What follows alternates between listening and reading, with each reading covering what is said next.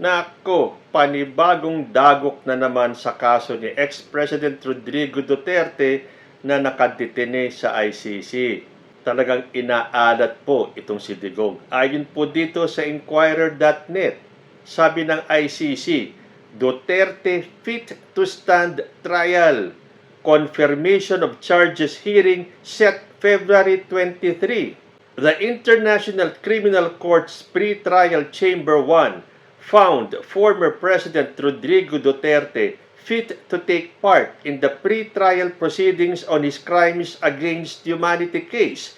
The chamber said it appointed a panel of 3 medical experts to undertake a medical examination of Duterte and received the panel's reports on December 5, 2025, on which the prosecution, the defense, and the Office of Public Counsel for Victims submitted observations.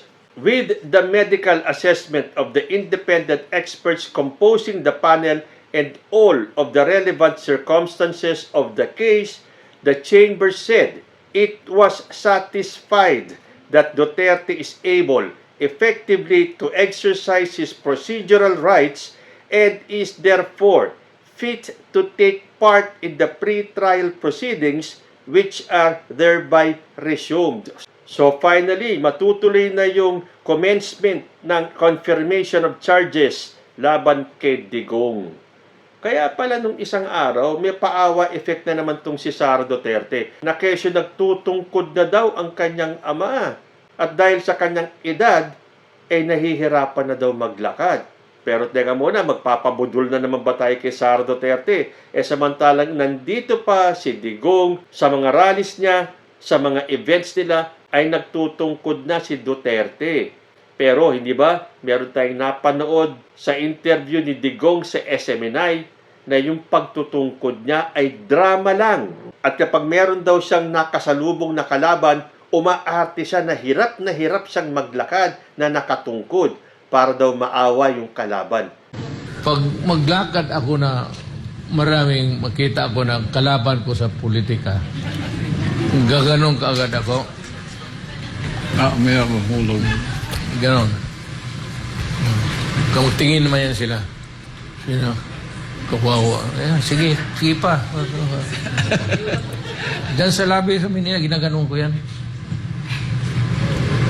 Pero maya kabugin mo sa uli ko sa ako. Kunin mo. Pero drama yan. Kaya mo. Ito sa Diamond Hotel nung parte ng pulis. Ginamit ko ito. May ganun ako. Alam ko yung yellow eh. Kasi pag tingin pa lang nila, masamaan ang tingin. Hostile na gano'n. So, lalo ako magdrama. So, doon pa lang, inamin na ni Digong na umaarte lang siya. O yan ay classic case ng The Boy Who Cried Wolf, na noon dinadrama niya lang yung pagtutungkod, yung nahihirapan siyang maglakad. Ngayon totoo na siguro, wala nang naniniwala. Dahil kung noon, dinadrama niya lang eh. Ngayon pa kaya? So, aabangan po natin yan. Dahil February 23, ilang araw na, tapos na naman ang January. At February 23, ang commencement ng confirmation of charges laban kay Rodrigo Duterte sa ICC. Pero siyempre, bago yan, yung February 6 muna, yung po pwede nang mag-file ulit ng impeachment case laban kay Sara Duterte. At dahil malapit na yan, hindi ba kung ano-ano nang ginagawang gimmick ng mga DDS. At isa na nga itong pagpa-file nila ng impeachment case laban kay President Bongbong Marcos. Na nung Biyernes nung nag-file sila, hindi tinanggap yung kanilang complaint dahil wala si Garafil. Pero doon pa lang, ang ingay-ingay na nila, lalo na itong si Atty. Respicio. Parang ibon na ang ingay-ingay. Kesyo nagyayabang siya na magfa-file sila ng impeachment case at patatanggal nila ang ulo ng korupsyon, referring to President Bongbong Marcos. Di umuwi silang luhaan. Tapos the next day, nagpa-press con sila. Ang ingay-ingay na naman nila. Kesyo ang dami nilang ebidensyang dala-dala. Tandaan nyo, may dalang isang maleta si Chavit Singson nung araw na magpa-file sila ng impeachment. Kesyo marami pa daw maleta ang susunod. Ibig sabihin, napakadami niyang ebidensya. Kay Chavit pa lang yan, ha? Eh, yung pinakita pa ni Cathy Binag na USB, na matagal nang pinagyayabang na andun daw lahat na magpapabagsak sa pamilya Marcos, lalo na kay President Bongbong Marcos.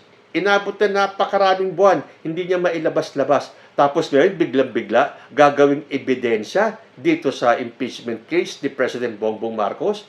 O paano na yan? Iyak ka na ulit, Cathy Binag, dahil hindi mo na maipapakita na naman yung USB mo.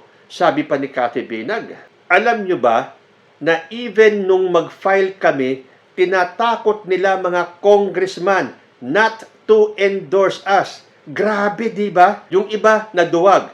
Papangalanan ko soon para wag nyo iboto na. Kasi ang priority lang, sarili nila and only yung distrito nila kesa sa sambayanang Pilipino. Sa eleksyon, isa-isahin ko kayo. Eto na naman si Binag. Kung yung ng USB na yan, inabot na ng aberya eh. Ito naman, hihintayin mo pa yung eleksyon bago mo sabihin kung sino-sino yung mga tinakot para wag mag-endorso ng impeachment case ninyo. Bakit sa eleksyon pa, Binag? Bakit hindi pa ngayon? Dapat nung sinabi mo yung statement mo na yan na tinatakot yung mga kongresista, pinangalanan mo agad. Yan ang hirap sa inyo mga DDS eh. Puro kayo bintang, puro kayo akusasyon. Wala naman kayong maipakitang ebidensya. Kaya kayo nakakandamalas-malas eh. Tapos yung akala natin na babalik sila ngayong Lunes, aba na iba na ang istorya.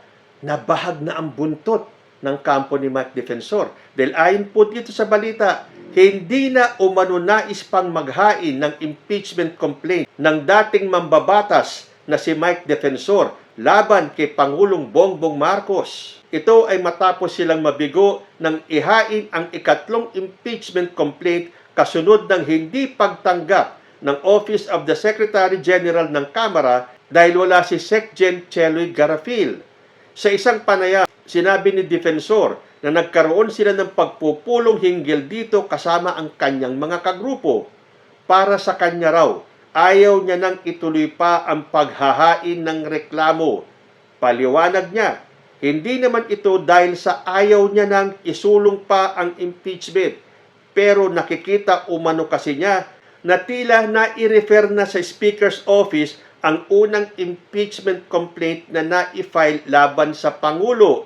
Ani Defensor, naniniwala pa ang kanyang mga kasamahan na kailangan pang mag-file. Pero para sa kanya, ay tila binaliwala lang ang kanilang ginawa. O paano yan, Defensor? Yung Makabayan Black, nakapag-file sila ng impeachment case kanina at naisumiti na yung una at pangalawang impeachment case sa opisina ng speaker.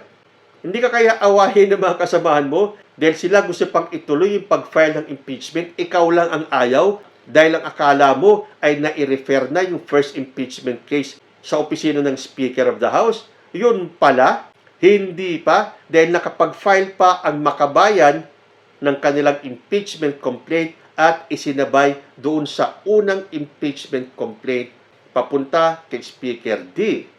O gimmick nyo lang talaga yan. Nag-iingay lang kasi kayo dahil alam nyong mahina ang inyong mga ebidensya. Panay kasi kayo akusa.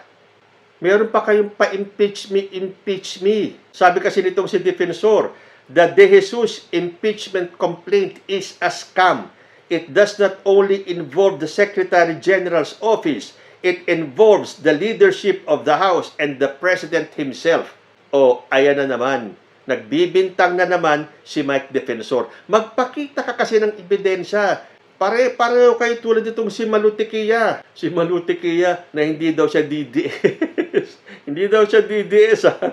Sabi ni Tikia, ang talino ng galawan, maghain ng sariling impeachment para hindi na ma-impeach. Yan ang sinabi nitong si Professor Malutikia. O hindi ba, hinamon na kayo ni Atty. De Jesus na magpakita kayo ng pruweba na meron siyang kaugnayan kay First Lady Lisa Marcos at pag napatunayan ninyo, ipapuputol niya yung kanyang mga bayag. Kumasa ba kayo sa hamon? Hindi. Pinagpatuloy niyo lang yung fake news ninyo na scam yung first impeachment case. Huwag na kayo magdahilan. Sabihin nyo na lang na kayo ay natakot at bumahag ang buntot. Yung akala ni Defensor na tila na i-refer na daw yung first complaint sa opisina ng Speaker, hindi. Sisi ka ngayon, Defensor? At porke hindi na kayo makakapag-file ulit ng impeachment case dahil sa nangyaring pag-usad ng kasong ito, mag-uumpisa na yung 1-year bar rule. Wala nang iba pang makakapag-file ng impeachment case laban kay President Bongbong Marcos. So ito na ang susunod nating abangan. Makalikom kaya ng 1/3 na boto ng mga kongresista itong dalawang impeachment complaint na to. Pero paano ba yan? Hindi ko kasi talaga maintindihan eh. Isa lang ang pwedeng impeachment complaint. Dalawa yung umusad at pinadala sa Speaker of the House. Well, sabagay malalaman natin yan sa mga susunod na araw. Sa ngayon, kawawang mga DDS, bigo na naman sila. So ano kaya ang susunod nilang hakbang ngayon na hindi na sila makakapag-file ng impeachment case? So babalik na naman sila sa rally. Itutuloy nila yung kanilang January 31 na rally ni Mike Defensor na tinawag niyang Bongbong resign or Marcos resign or whatever, basta resign nandun. Paano yung one-time, big-time rally ni Chavit Singson? Kaya nga sabi ko mag-combine forces na lang kayo para mas marami naman kayong mahimok na magrarally.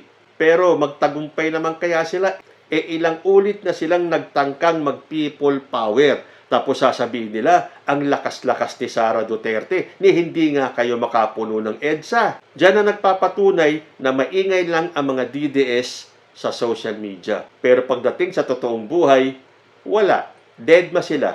So tinan natin, January 31, Marcos resign rally ni Mike Defensor. Sumama na kaya dyan yung one-time, big-time rally ni Chavit Singson? Dapat magtagumpay na kayo sa January 31 dahil February 6, pinakahihintay ng mga magfa-file ng bagong impeachment laban kay Sara Duterte.